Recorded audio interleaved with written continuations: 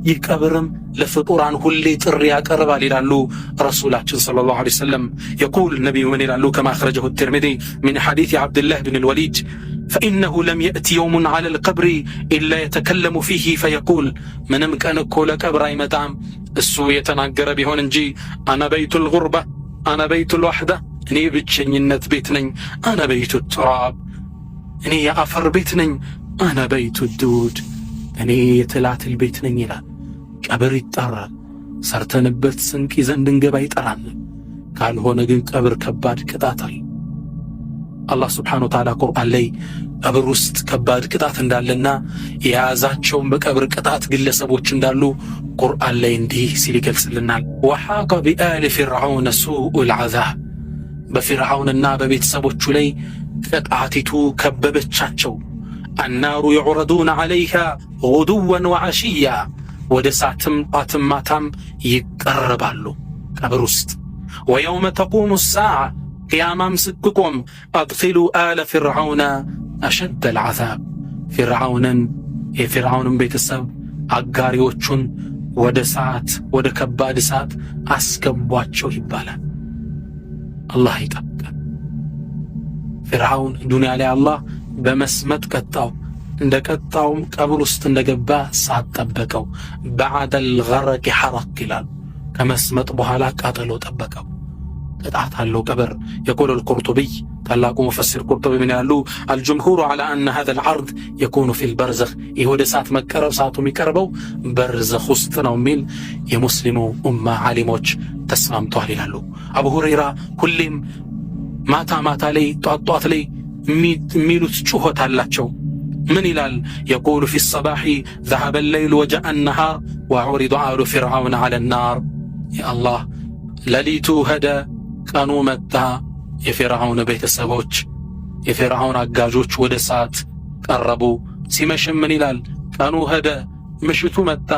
ፊርዓውንና አጋሪዎቹ ወደ እሳት ተቀረቡ ይላል። ምን ይላሉ የዛን ዘመን ሰዎች? ይሄን የአቡ ሁረይራን ድምፅ ማንም ሰው አይሰማም አላህን ስብሓነሁ ወተዓላ ከቀብር ቅጣት እንዲጠብቀው የተማጸነ ቢሆን እንጂ። ቀብር ቅጣት አለው። ነቢያችን ሰለላሁ ዐለይሂ ወሰለም አንዴ ከሰሓቦች ጋር ይሄዱ እያለ የተከሰተው ክስተት ዘይድ ብኑ ሳቢት እስኪያጫውተን ቃል በይነማ ነቢዩ ሰለላሁ ዐለይሂ ወሰለም ፊ ሓኢጥ ሊበኒ ነጃር አንድ ክልል ውስጥ በኒ ነጃር ላይ ቆመው እያለ አላ በግለት ለሁ አንድ በቅሎ ላይ ቆሟል። ወነሕኑ ማ አብረነው እያለን ኢዝ ሓደት ብሂ ፈካደት ቱልቂ እንግዲህ እቺ በቅሎ የሰማችሁ ድምፅ አለ። ደንግጣ በረገገች። ልጥላቸው ምንም አልቀረውም። ከዛም ዞር ስንል 4 5 6 የሚሆኑ ቀብሮች ተቀምጠዋል። ቃል ረሱል ምን አሉ? መን ያዕሪፉ አስሓበ ሃዚህ ልአቅቡር እነዚህን የቀብር ባለቤቶች የሚያውቅ ማን ነው? ፈቃለ ረጁሉ አና እኔ አለ። ቃለ ፈመታ ማተ ሃኡላ እነዚህ መቼ ነው የሞቱት? ቃለ ማቱ ፊል ኢሽራቅ በሽርኩ ዘመን ነው።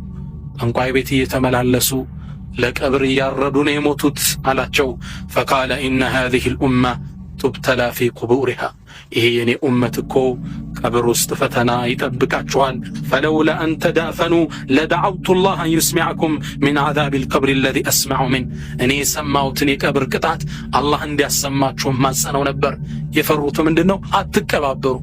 ያን ድምፅ እየሰማን እዛ ጉድጓድ ውስጠን አንከተውም ትላላችሁ ብዬ ነው እንጂ አሰማችሁ ነበር አሉ። ثم أقبل علينا بوجهه ከዛም ረሱሉ ዞር አሉና ለእኛ ምን አሉን? ተዐወዱ ቢላሂ ሚን ዐዛብ ልቀብር አላህን ከቀብር ቅጣት ጠብቀን በሉት። ፈቃሉ ነዑዙ ቢላሂ ሚን ዐዛብ ናር አላህ ከእሳት ቅጣት ይጠብቀን አሉ። ፈቃለ ተዐወዱ ቢላሂ ሚን ዐዛብ ልቀብር አላህን ከቀብር ቅጣት ጠብቀን በሉት። ቃሉ ነዑዙ ቢላሂ ሚን ዐዛብ ልቀብር አላህ ከእሳት ቅጣት ከቀብር ቅጣት ይጠብቀን ሲሉ ሰሓባዎቹ ተማጸኑ። ቀብር የሥራ ቦታ ኸይር ሰርተ ከሆነ ጥሩ መድረክ ነው። መጥፎ ከሠራ ኻበ ባኒሃ ቅጣቱ ይጠብቀሃል።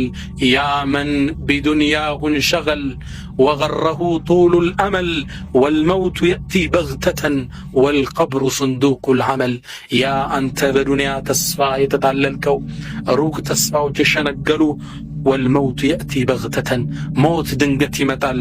ወልቀብሩ ስንዱቁ ልዓመል ቀብር ደግሞ ምንድን ነው? የሥራ ሳጥን ነው። በሁሉም ዘመኖች አላህ ይህን ቅጣት እንድናምን ብቅ ብቅ እያለ አሳይቶታል ለትውልዱ። ቁርጡቢ ቆስጠንጢንያ ላይ ቁርጡቢ ዛሬ ስንት መቶ ዓመት የነበሩ ዓሊም ናቸው። ቆስጠንጢንያ ላይ አንድ ባለስልጣን ሞተ። በዳይ ሰው ነበር። እንደ ሞተም ተሰብስበን ቀብሩን ቆፈርንለት። ፈኢዛ ፊህ ሐየቱን ሰውዳ ጥቁር እንስሳ ቀብሩ ውስጥ ወጣች። ደነገጠን። ሌላ ቀብር ቆፈርንለት። አሁንም ሌላ እንስሳ ወጣች ጥቁር። ደነገጠን። እንደገና ሶስተኛ 30 ቀብር ቆፈርነ። 30ውም ውስጥ ይህች እንስሳ ወጣች። ደከሙ። ምን ያድርጉ? ፈቃሉ ድፊኑሁ መዓሃ ከዚች እንስሳ ጋር አብራችሁ ቅበሩት። ነስአሉላህ ሰላመተ ወስጥ ፊ ዱንያ ወልአኺራ አላህ በዱንያም በአኺራ ይሰትረን አሉና እዛው ጉድጓድ ውስጥ ጨመሩት። አላህ ብቅ እያለ እያሳየን ነው። አላህ ይጠብቀን። በዘመናችን የተከሰተ አንድ ክስተት አለ። ታሪኩን ላካፍላችሁ። አንድ ወጣት ገና ለጋ ወጣት የሚያምር ወጣት ነው፣ ግን ከሶላት የራቀ በሙዚቃ ፍቅር ያበደ ነበር። ይህ ወጣት ድንገት ይታመምና ይሞታል። ሆስፒታል ውስጥ ገብቶ እናት ሳትመጣ ይወስዱና ሆስፒታሉ ይቀብሩታል። ሲቀብሩት እናት ስትመጣ ልጅሽ ሞቶ ቀብረነዋል። አላምንም አለች። ልጅ ወጥቶ መሞቱ ማረጋገጥ አለብኝ። እንዴት ሞተ ትሉኛላችሁ? እሺ አሏት። ሄዱ። ቀብሩን ከፈቱና ሲከፍቱት አስደንጋጭ ነገር ተመለከቱ። ከቀበሩት 3 ሰዓቱ ነው።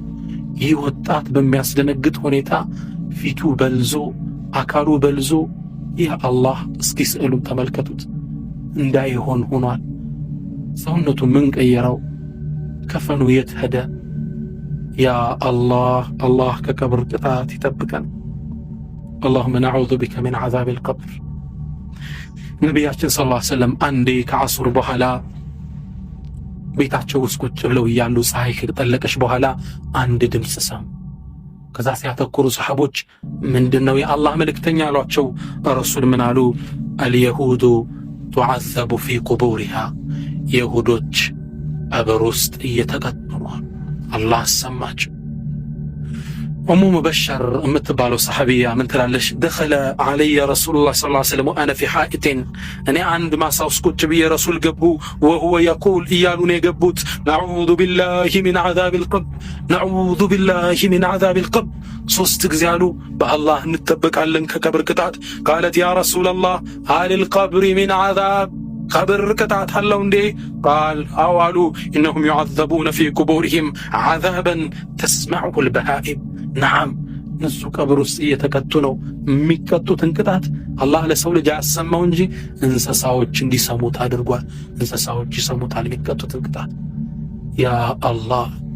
በጣም የሚገርመው ኢማም ኢብኑ ተይሚያ ፈትዋቸው ላይ 4ኛው ሙጀለድ ላይ አንድን ታሪክ ያነሳሉ።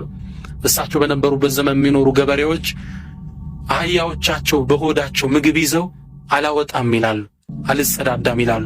እንዲጸዳዱ ይላሉ እምቢ ሲሏቸው ቋጥረው በካፊሮች ቀብር ዙሪያ ይዘዋቸው ይዞራሉ። ከነዛ ውስጥ የአንዱን ቅጣት ሲሰሙ ደንግጠው ውስጣቸው ያለውን አውጥተው ይጥሉታል። እንዲህ አይነት ክስተት በእኛ ዘመን ተከስቷል ይላሉ። ስለሚሰሙት ደንግጠው ይለቁታል ውስጣቸውን የቋጠሩት ነገር። ይህ በተጨባጭ የታየ ነው። አላህ ሱብሓነሁ ወተዓላ ከቀብር ቅጣት ይጠብቀን። መልካም ሰርተው መልካም ከሚጠብቃቸው ያደርገን። ይህን የቀብር ቅጣት የሚያውቁት ዑስማን ብኑ አፋን ቀብር ላይ ሲቆሙ በጣም ያለቅሱ ነበር።